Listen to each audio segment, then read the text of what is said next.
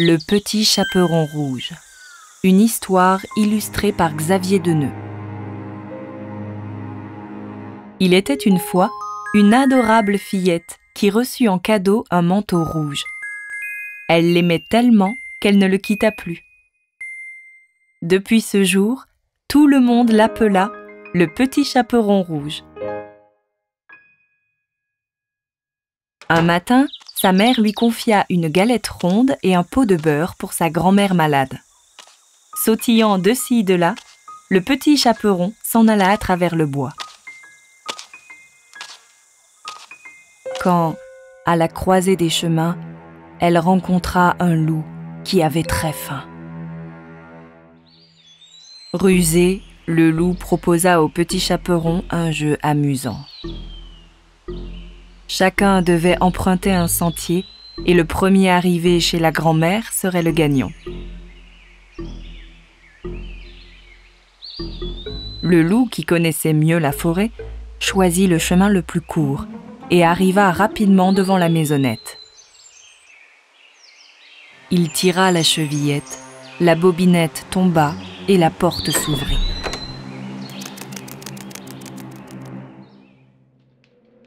Voyant la grand-mère sur son lit, il n'en fit qu'une bouchée.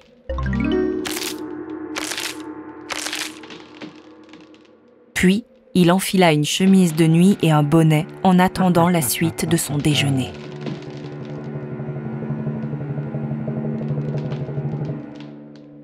Le petit chaperon arriva à son tour.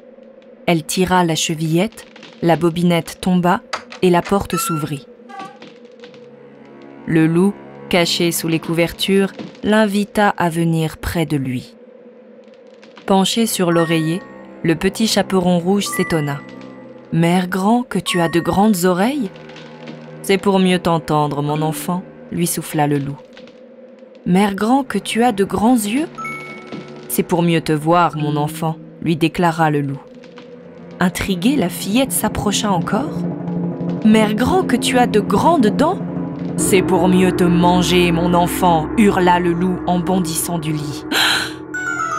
Et il avala le petit chaperon tout rond.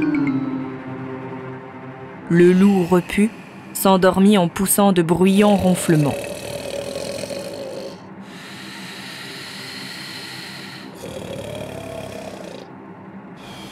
Un chasseur, surpris par autant de bruit, s'approcha de la chaumière pour voir comment allait la grand-mère.